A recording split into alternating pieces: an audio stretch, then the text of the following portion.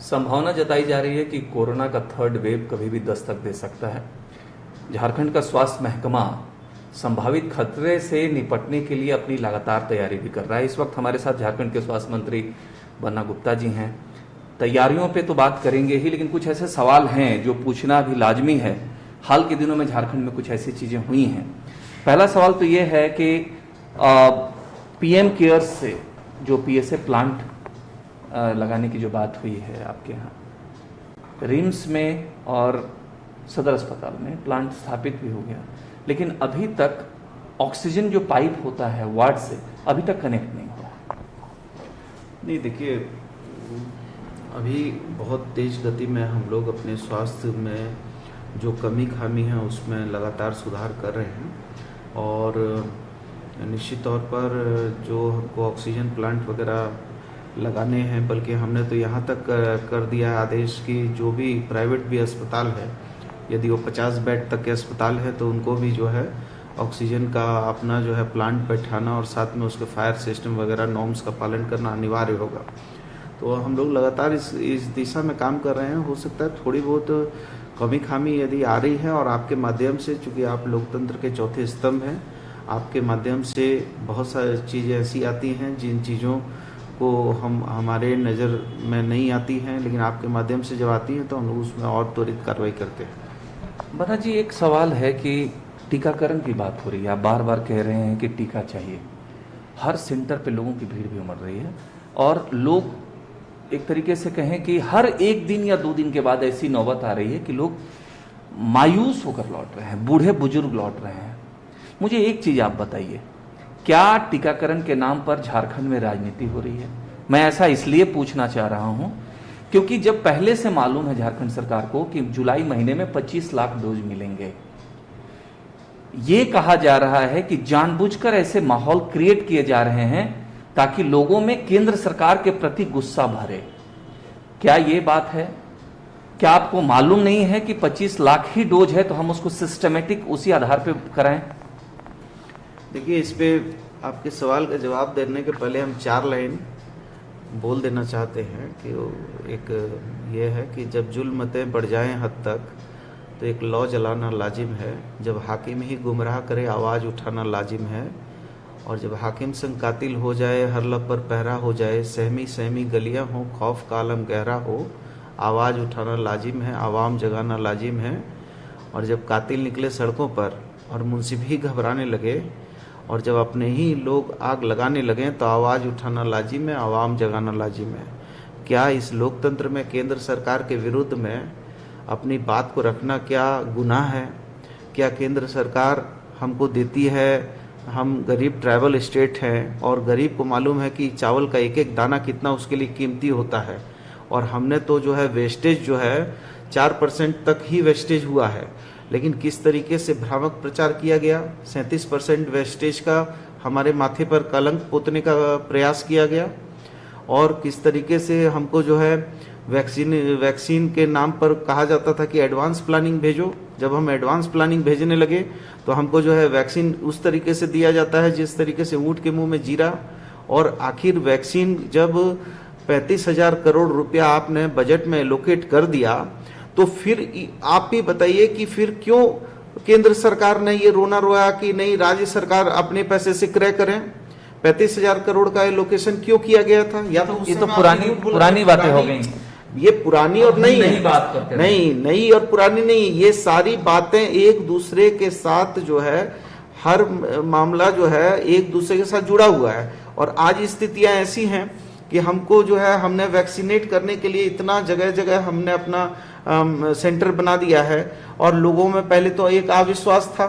उस अविश्वास इसलिए भी था क्योंकि प्रधानमंत्री जी ने तो पहला टीका नहीं लिया, केंद्रीय स्वास्थ्य मंत्री ने नहीं लिया, तो एक अविश्वास डेवलप हुआ। अब उस अविश्वास के विरुद्ध में विश्वास पैदा करने के लिए हम लोगों ने गांव में गरीब को, ग्रामीण को, हमारे मुखिया को, सरपंच को, सबको समझाया, सिखाया, बैठाया और लोगों को प्रेरित किया कि नहीं, वैक्सीन की आवश्यकता है। और जब तीसरा, जी सारी बातें सही हैं, आप जो कह रहे हैं वो लोग भी समझ रहे हैं। मेरा ये कहना है, जब आपको मालूम है कि 25 लाख डोज कहा गया है कि जुलाई में मिलेगा, तो आपको 25 लाख डोज पर ही फोकस करना है कि हमको किस तरीके से उसको एग्जीक्यूट कराना है। लोग क्यों पहुंच रहे हैं सेंटर पे? आप मुझे ये बताइए कि प्रधानमंत्री जी ने तो कहा था कि हर आदमी के खाते में 15 लाख रुपया आ जाएगा। प्रधानमंत्री जी ने तो कहा था कि 2 करोड़ लोगों को रोजगार दे देंगे। वो हुआ है क्या? प्रधानमंत्री जी ने तो कहा था कि नोटबंदी जब हो जाएगी तो जो है भ्रष्टाचार खत्म हो जाएगा। तो कहना और करने में बहुत अंतर है। और मेरा ये मानना है कि आज भी ये फेडरल गवर्नमेंट है इस देश में, संघीय सरकार है, लेकिन संघीय सरकार होने के बाद भी और संघीय सरकार राजनीति में वैचारिक मतांतर होना स्वस्थ लोकतंत्र की पहचान है। लेकिन जहां राष्ट्र हित होता है, मानव हित होता है, राज्य हित होता है, वहां दोनों सरकारें मिलकर काम करती हैं। लेकिन ये पहली सरकार देख रहे हैं कि ये अपनी बात पर 15 दिन में ही मुकर जाती है। अभी इन्होंने कहा कि नहीं अब फ्री वैक्सीनेशन होगा, जगह जगह बोर्ड लगा दिया, धन्यवाद मोदी जी वैक्सीन के लिए।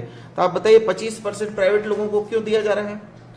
25% प्राइवेट लोगों को क्यों दिया जा रहा है? और जो लोग ये कहते थे एक विधान, एक संविधान और एक देश, वो लोग जो है अभी प्राइवेट लोगों को भी 700 कितना रुपया करके वैक्सीन देंगे।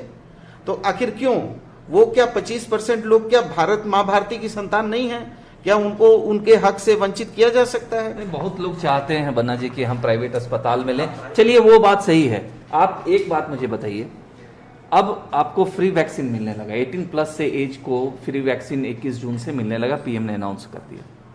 आज भी जो जानकारी है ईटीवी भारत को कि कई सेंटर पर जब 18 प्लस से ज्यादा आयु के लोग ले रहे हैं तो वहां वही फॉर्म दिया जा रहा है जब आप पैसे देकर वैक्सीन लोगों को मुफ्त में दे रहे थे। मुख्यमंत्री हेमंत सोरेन की तस्वीर लगे फॉर्म भरवाए जा रहे हैं, ऐसा क्यों हो रहा है? मतलब ऐसा इसलिए हो रहा कि आयुष्मान भारत में हमारे यहाँ 57 लाख लोग लाभुक हैं और उसमें से 28 लाख लोगों को आयुष्मान भारत से जोड़ा गया है और 57 लाख लोगों को जोड़ा है, जिसमें 28 लाख लोग ऐसे हैं जिसको 60% जो है केंद्रांश दिया जाता है और 40% राज्यांश है और 29 लाख लोग ऐसे हैं जिसको जो है हम 100% देते हैं, तब जाके कुल होता है 57 लाख। और उसमें प्रधानमंत्री जी की फोटो निकलती है, प्रधानमंत्री जी का नाम आता है, मतलब वो कत्ल भी करते हैं तो चर्चा नहीं होती, हम आए भी बढ़ते हैं तो हो जाते हैं बदनाम। वाह। अच्छा एक बात बताइए, उषा देवी नहीं रही, खबर आई थी तो आपने उस पर पहल भी किया था कि हम अपने किसी भी नागरिक के इलाज में किसी तरह की कोताही नहीं होने देंगे। उषा देवी के मामले में रिम्स प्रबंधन हाथ खड़े कर रहा था, मामला हाईकोर्ट तक गया, उसके बाद ऑपरेशन हुआ और वो नहीं रही।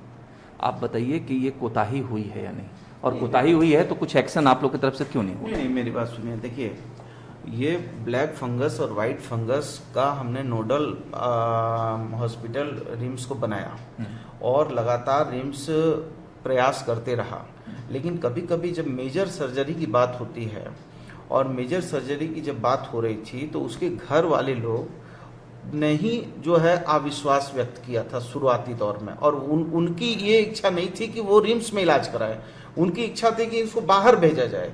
रिम्स सक्षम है और रिम्स ने बड़े बड़े ऑपरेशन किए हैं और वहाँ पर बड़े बड़े डॉक्टर हैं जो एमएस लेवल के डॉक्टर हैं, डीएम लेवल के डॉक्टर हैं, और हम एम्स का पूरा नॉर्म्स का पालन रिम्स में करते हैं। लेकिन अब देखिए, हर आदमी चाहता है, मुझे भी बहुत दुख है उषा जी का निधन हुआ, लेकिन हम लोग तो चाहते हैं कि कोई भी एक भी मौत नहीं हो। लेकिन इसके बावजूद भी हमारी सारे प्रयास करने के बाद भी झारखंड में जिस तरीके से हमने काम किया, इसके बाद भी तो बहुत सारी मौतें हुई हैं। लेकिन हमने कभी आंकड़े नहीं छुपाए, हमने कभी गंगा माँ इस पर कोई एक्शन आपको लगता है कि लापरवाही हुई है? नहीं, मेरी समझ से इसमें कोई लापरवाही नहीं हुई है। मेरी समझ से जो उनको एज फॉर नॉर्म्स इलाज होना था, इलाज हम कर रहे थे। लेकिन जब सर्जरी की बात हुई और सर्जरी में उनके घर वाले लोगों ने बाहर ले जाने की जब इच्छा व्यक्त की, तब जो है रिम्स प्रबंधन ने कहीं ना कहीं वो धर्म संकट में था। लेकिन जब हाई कोर्ट ने आदेश कर दिया तो हमने हाई कोर्ट के आदेश का पालन किया। एक अंतिम क्वेश्चन बन्ना जी, एकदम लास्ट, आप लगातार मीटिंग कर रहे हैं, अमेरिका के डॉक्टरों से भी, पेडियाट्रिक डॉक्टरों से आप कंसल्ट कर रहे हैं, बातचीत लगातार कर रहे हैं, हम लोग देख भी रहे हैं। आप ये बताइए कि थर्ड वेव को लेकर झारखंड किस जगह पे खड़ा है? झारखंड के लिए कितनी बड़ी चुनौती होने वाला है ये थर्ड वेव?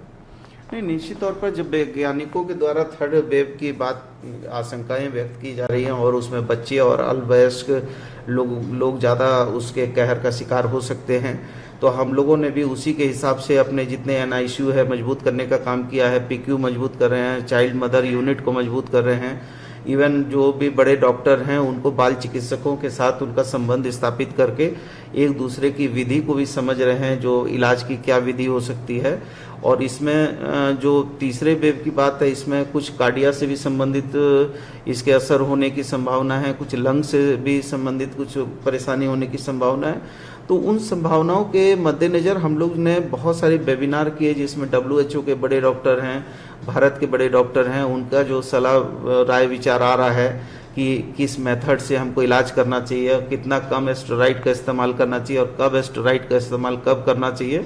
तो हम उन सभी लोगों के साथ अपने राज्य के चिकित्सकों को और ऑल इंडिया मेडिकल एसोसिएशन के लोग, सारे लोग हम लोग मिलकर काम कर रहे हैं। और हमको बहुत उम्मीद है कि परमपिता परमेश्वर की असीम हमारे ऊपर कृपा है कि हम तीसरे वेव तो मुझे लगता है नहीं आनी चाहिए, यदि आती भी है तो हम अभी उसका डट के मुकाबला करेंगे और उसको भी हम परास्त करेंगे और राज्य की जनता को इस विभीषिका से मुक्त कराने का हर संभव प्रयास करेंगे। Thank you. देखिए, स्वास्थ्य विभाग से जुड़े सवाल बहुत सारे हैं, जिम्मेदारियां भी बहुत बड़ी हैं और स्वास्थ्य मंत्री का कहना है कि थर्ड वेव भगवान न करे कि आता है, तो उसको लेकर जो तैयारी होनी चाहिए वो तैयारी मुकम्मल की गई है। जहां तक वैक्सीनेशन की बात है तो राजनीति है, राजनीति होगी। राजेश कुमार सिंह, ETV भारत, रांची।